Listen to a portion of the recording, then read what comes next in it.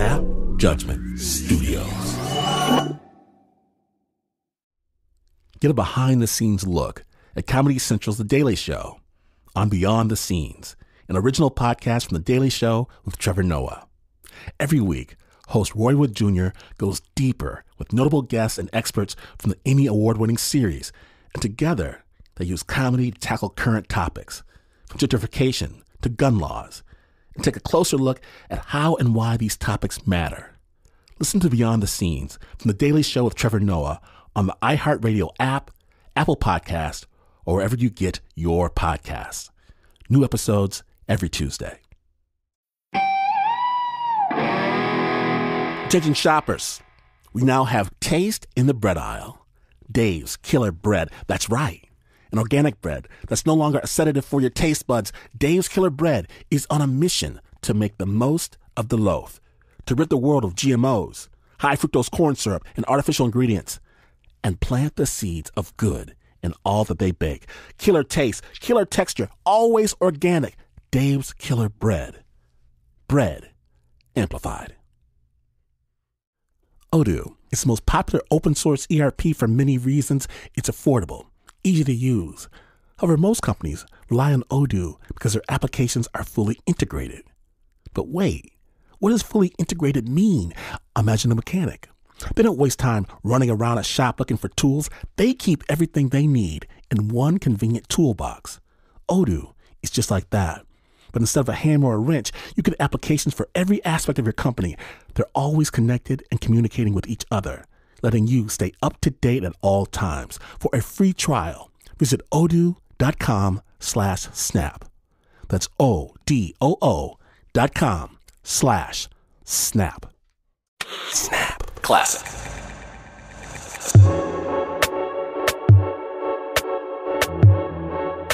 Today, on Snap Judgment, a story about vibrations and what happens when you're extremely sensitive and when you're not. Snap Judgment's Joe Rosenberg brings us priceless works of art. A mysterious Japanese businessman, $20 million on the line, and the most ancient and honorable form of ritualized combat.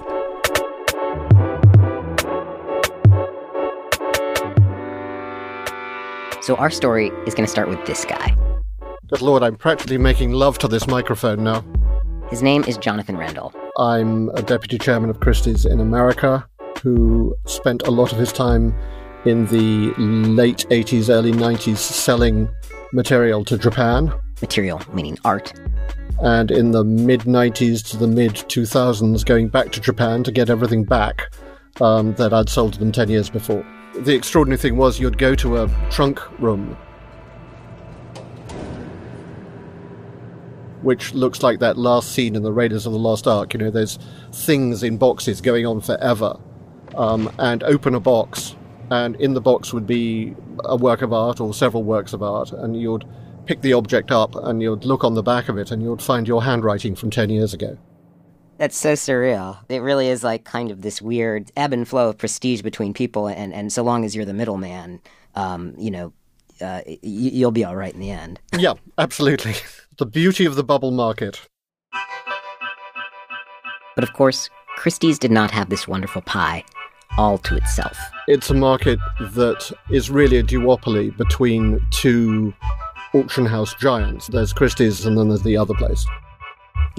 You mean Sotheby's? Yeah. It's like saying my opponent instead of, yeah.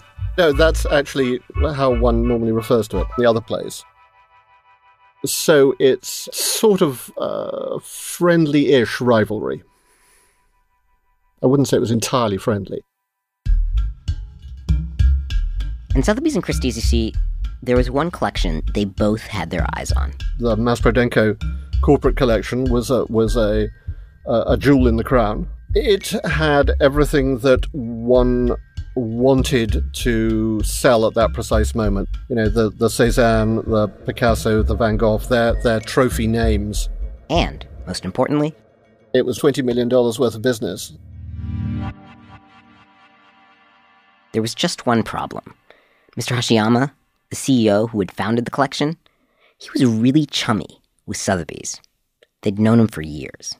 If Christie wanted that $20 million worth of business, they were going to have to win him over. It was very, very hard job for me, Mr. Hashiyama. This is Kanai Ishibashi. She worked at Christie's Tokyo office alongside Jonathan. Just think of her as the client whisperer. She'd been paying visits to Mr. Hashiyama since almost her first day on the job. But he'd been proving tricky. He really doesn't sort of talk about business. We talked about art and music and, his great passion for dinosaurs. We could spend hours laughing. So he told me that when his company was listed in a stock market, which was a very, very important incident, he chose the insurance company by throwing dice. Yeah. Yes. So when I heard that story, I found it really funny, and he's a bit sort of eccentric and all that, but we couldn't really read where his mind was. First of all, how many years were you doing this? I think we'd spent 6 years. 6 years? Yeah, meeting with Mr. Hashiyama before the auction. That's incredible. And meanwhile, though, you're not the only person meeting with him, I would take it. No. Sotheby's, they were there all the time. And after both houses had finally given their big presentations on why Mr. Hashiyama should choose them and not, the other place, he came back with this extraordinary request.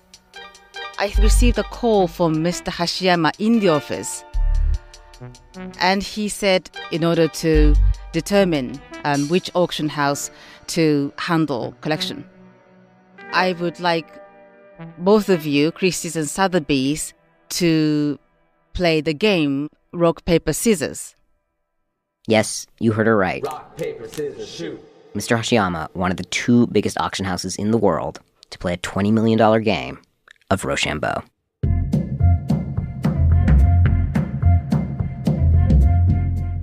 I think there was a moment of silence and surprise, and then What?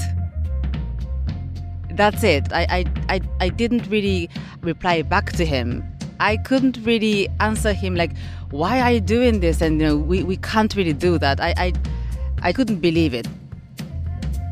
We didn't know what to do, but it was very clear that it was a very serious request from the client. And so when a client asks you to do something, you just get on and do it. Here's how it would work. Each side, Christie's and Sotheby's, would have the weekend to come up with their choice of quote-unquote weapon. Then, on Monday morning, they would meet at the Mass Prodenko offices in Tokyo, and there, they would duel. This was one game, and Kanai's job was to write down one word on a piece of paper. And that word had to be either rock or paper or scissors. So we started compulsively playing rock, paper, scissors, trying to work out, how do we win this? Is there some secret to this? How bad are you going to feel? How idiotic are you going to look in front of your colleagues when you've lost a collection for a child's game?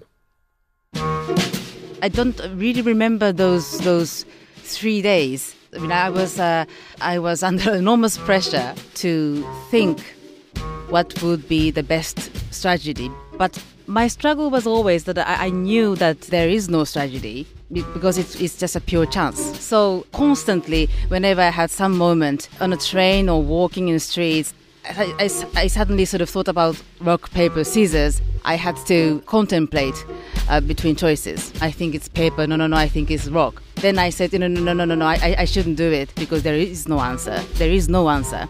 Let's stop. But then, even though I tried not to think about it, I couldn't really forget about rock, paper, scissors from my mind. Do you think Mr. Hashiyama, he was just sitting back, rubbing his hands together, mischievously? I don't know. I really don't know. And meanwhile, of course, she was getting all kinds of advice. Every time I walked past Kanai, I was constantly like, why do we go with rock? It's the strong thing. And then there was this guy. My name's Nick McLean. her boss at the Christie's offices in New York. Where we ran the Impressionist and Modern Art department. Did you have an opinion about which to choose? No, but obviously the first thing I did when I got home, I was telling my wife about this.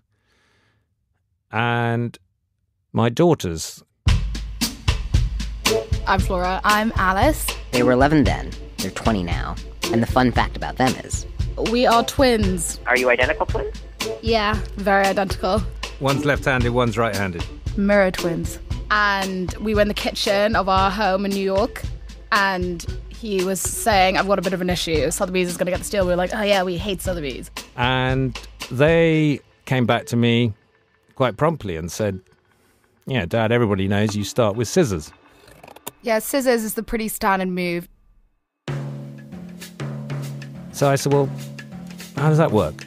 And they said, well, most people like the idea of going with rock. But because they were like super clever, Sotheby's, we're like, oh, they're going to bluff. So Sotheby's would choose paper. But you then double bluff by going scissors, and scissors cuts paper. And I said, all right, that sounds good. I said, what if they go scissors? They said, you go scissors again. Because that's what I do. Yeah, you just stick with scissors and see what happens. At which point, Nick called up Kanai. And he said, Kanai, scissors. I think scissors is a thing. And at that point, we get into the theatre of the absurd. You know, we're about to do this massive piece of business, and we're listening to the advice of 11-year-olds. Would you have been willing to go with Alice and Flora's choice, regardless of what it would have been? Would that have struck you as like a... At least I'd have had someone else to blame if it was wrong. But I wouldn't feel with my gut that scissors are the best choice. Or rather, I would say I reached to the point where the situation got beyond my capacity. I think I didn't quite sleep for a few days. But on that Sunday evening, I slept for a few hours. And then suddenly my husband came up in my dream. He said, Kanai. And he told me what choice I should come up with. Then I woke up and I saw the window and the sky was beginning to light up. I didn't look at the time, but I felt really sort of refreshed. Somehow my husband's voice really struck me, and I didn't even think about, right or wrong, but I felt that it was a choice for me and I would go for it. So Monday morning, the car comes to pick me up with her in it, and we start driving off towards the Masprodenko office. And did she tell you what she decided? No. She didn't? No, she was keeping her cards very close to her chest. Did you prod her like, oh, come on, can I just tell me? Yeah, of course, but, you try and get a secret out of her, she won't tell you. At that point, would you have, Happily got out of the car and walked away, yes. Why would you want to walk away, though? I feel like the tension might be unbearable, but how could you possibly not want to be there in that room? Yeah, but it might be like watching a kitten being steamrollered as well. Because if the pressure was big on me, it was absolutely massive on her. So she had prepared herself and was sort of entering a semi-zen state. So we arrive, we're shown to a waiting room. Then the two people from Sotheby's arrive. Do you recognize the two people from Sotheby's? Yeah, I knew who they were. But it's hardly the moment for hi, how are you? More sort of a grunt. So we sit one side of the table, they sit the other side of the table, and there are two accountants and a fax machine. And somewhere on the other side of the fax machine, Mr. Hashiyama himself, waiting for the results. And we're told to write down the word. And Jonathan actually looked at me, and beneath the table, he showed me rock with his hand. And his eyes were very sharp. And he nodded to me once. I think in order to make sure that it was a good decision. And she's just saying nothing, so... Nothing. And she goes ahead and writes down a word. Can you see what word she wrote? It's in kanji, I don't read Japanese. But looking at the face of the accountant holding the piece of paper, you could tell nothing. He was totally inscrutable. He looks at it for what was probably 30 seconds, and your heart's in your mouth. And then Maspro person opened the envelope, and he said Sotheby's, paper, Christie's, scissors. And then they look at Kanai and say, you won. And it was like a huge weight had gone off her shoulders. But after we went outside the building, we screamed. Saved by Kanai. Completely saved by Kanai. Would you be deputy chairman of Christie's if you had gone for rock? No, I suspect I might still be there, but I probably wouldn't be quite where I am now. Really? It really would have had that kind of effect? It would have been it's a huge career block. You just lost a great big deal. Obviously, he should have come to us first. You never go paper. Paper just sounds that it's not going to win. It's a weak move. Wait, why not paper? Because the other person's going to stick with scissors? It's just a weak move. Whether Mr. Hashiyama himself would agree with that, we don't know. But Kanai would meet him again at the art auction in New York. And normally, clients, they demand the very best restaurants in New York. But he said, well, I won't have a steak. So we went to the real sort of New York steakhouse, having clam chowder and steak together. And it was a very simple dinner, but it was very nice. Did he ever talk about rock, paper, scissors again? Or did you ever bring it up? No, he never brought it up, and I didn't talk about it. But 2 years later, Mr. Hashiyama passed away, and that was the last time I saw him. Today, Kanai Ishibashi has quit the auction business entirely. She now runs a music school with her husband in Tokyo. And as for Nick's twin daughters, Alice and Flora, shortly after the art auction, Time magazine ran a section called Quotes of the Week. The Pope was there, Arnold Schwarzenegger, I think the President, and Alice McLean. She has it framed. Yep, it's framed. In the house. What was her quote? Everybody knows you go scissors.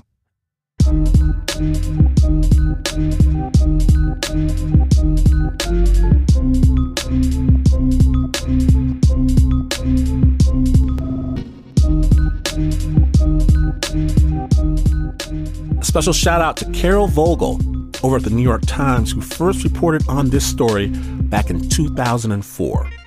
For a link to her original article and more, check out our website, snapjudgment.org. That piece is produced by Joe Rosenberg. It's about that time. But you're thinking to yourself, that's not enough snap. Stories are live. I need more in my world. Well, I've got the solution. The Snap Judgment Storytelling Podcast. Subscribe now at snapjudgment.org. And this is PRX. If you run your own company, then you need Odoo. Odoo is an affordable, all-in-one management software built to increase the efficiency and productivity of any business, regardless of size, budget, or industry. With Odoo's massive library of fully integrated applications, you can control every aspect of your company from anywhere, at any time. So ditch that old, outdated software and get more done in less time with Odoo. For a free trial, go to odoo.com/snap. That's ODOO.com/snap.